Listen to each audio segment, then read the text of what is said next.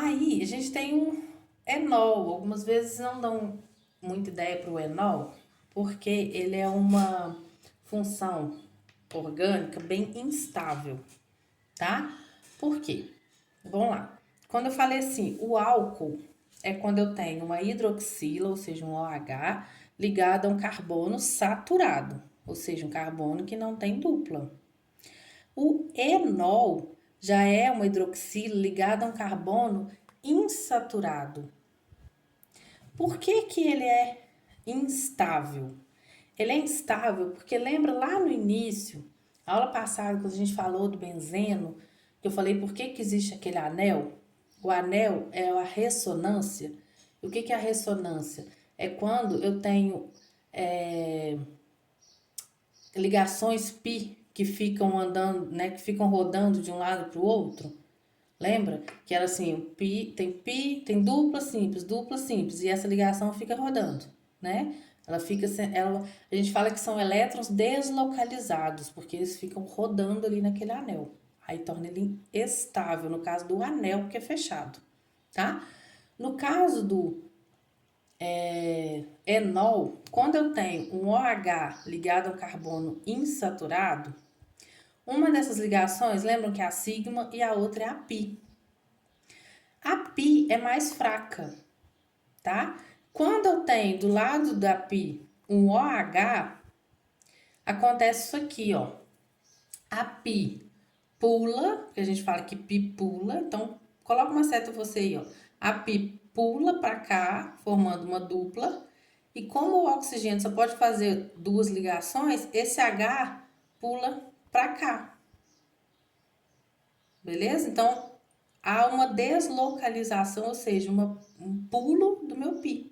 Por isso que é instável, porque geralmente a gente não fica no enol. Geralmente eu formo, ó, uma dupla aqui, então é como se esse pi pulasse para cá, essa ligação, e o H pulasse para esse carbono aqui, tá?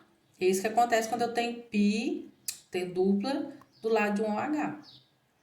Aí vocês vão ver que isso vai virar outra função orgânica, que pode ser uma cetona ou um aldeído, tá? A gente vai ver melhor isso, se é cetona ou aldeído, lá na isomeria. Mas o que vocês têm que saber agora? Que algumas vezes a questão no Enem fala assim, essa molécula, a gente dá uma molécula gigante, fala assim, essa molécula tem quais funções orgânicas, tá? Falando nisso, nesse exercício nunca vai, provavelmente, eu falo nunca, não, provavelmente não vai aparecer a função hidrocarboneto, tá? Porque hidrocarboneto é só quando tem carbono e hidrogênio mesmo. Se tiver outras funções no meio, aí hidrocarboneto geralmente eles não colocam. Eles colocam só as outras funções, tá? Não tá errado não. É só o jeito de colocar. Bom, mas aí, por exemplo, tá lá perguntando, nessa molécula enorme tem quais funções orgânicas nela? Porque uma molécula pode ter várias funções diferentes, né? Uma delas, vocês vão ver que tem um OH ligado a um carbono. E não é um carbono aromático. Aí vocês falam assim, não, se é aromático eu sei que é fenol. Mas se não é, eu sei que é álcool. Nem sempre. Você tem que olhar se esse carbono no qual está ligado ao OH, se tem uma dupla. Se tem uma dupla, é um enol. Isso já foi motivo de erro, sim, em questões do Enem, tá? Se não tem dupla, é um álcool. Se tem dupla, é um enol. Cuidado com isso, tá? Bom, outra função orgânica que a gente tem é o éter. O éter, a gente fala que, olha o nome, ó, o éter tem heteroátomo. Apesar que heteroátomo é com H, né? E éter é sem H. Mas é só o fonema, né? Só o som. O éter tem heteroátomo. Então, o que é o heteroátomo? Lá na outra aula, não é um átomo diferente de carbono e hidrogênio, não é isso? E está no meio da cadeia carbônica. No caso, o heteroátomo do éter é um oxigênio, tá? Então, o que que acontece? O oxigênio tem que estar no meio da cadeia carbônica para ele ser um heteroátomo. Vamos voltar aqui, ó. Se eu tiver isso aqui, ó, o etanol, qual que é a cadeia carbônica? A cadeia carbônica, gente, é só os dois carbonos aqui, ó. Tá? O OH, ele não está no meio de dois carbonos, né? Esse O. Ele está entre um carbono e um hidrogênio. Então, ele não é um heteroátomo. Se eu te perguntar se essa cadeia aqui é homogênea ou heterogênea? Heterogêneo que tem o heteroátomo?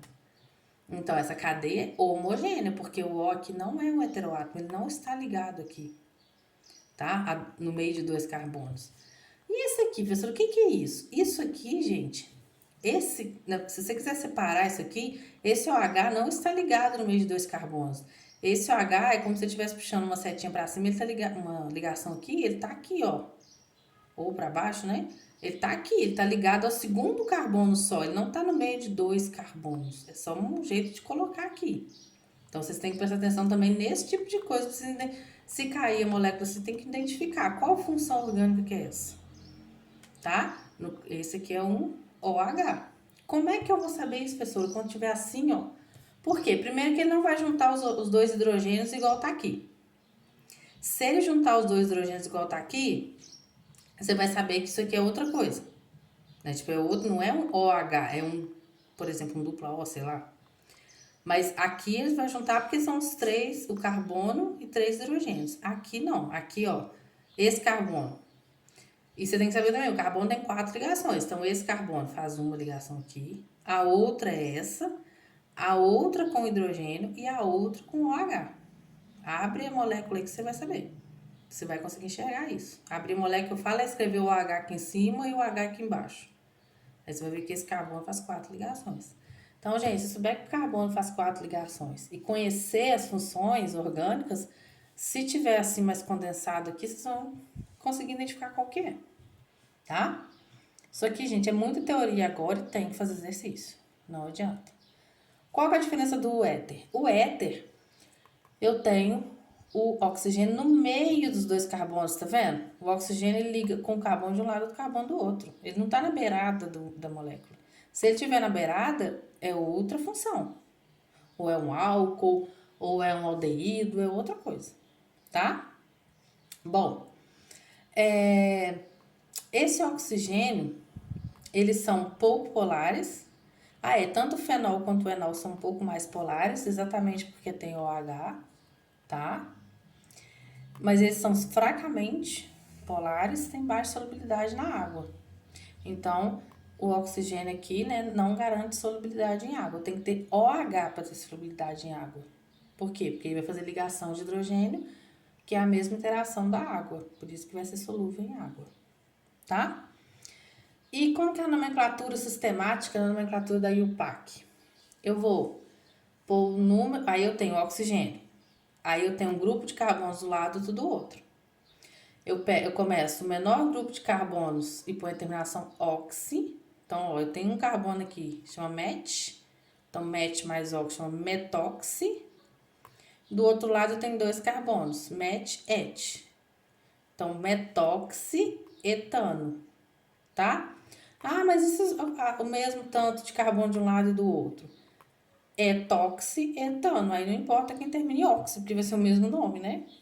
Beleza? E eu posso ter, por exemplo, o nome usual. No caso, por exemplo, o etoxietano, que pode ter ser tanto junto quanto com a... Ai, gente, com um tracinho aqui, né? Com o hífen. Acho que é mais comum com o hífen. Ele também é chamado de éter etílico, tá? Aí é bom que ele já tá falando qual que é a função éter. É igual eu ter o etanol, que pode ser chamado de álcool etílico. Você já sabe que é a função álcool e et de 2 carbonos, tá? Ou éter dietílico, porque eu tenho um etil de um lado e um etil do outro, também pode. E um nome um pouco mais diferente, que isso eu já vi cair em prova e esse aqui eu acho sacanagem, éter sulfúrico. Gente, tem nada a ver com o ácido sulfúrico que a gente viu lá, que é o H2SO4. Nada a ver, né? Mas pode ser esse nome aqui, eu acho sacanagem. Que é o éter sulfúrico, que é usado como anestésico, tá? Né? Qualquer um desses nomes é a mesma coisa. Bom, cetona.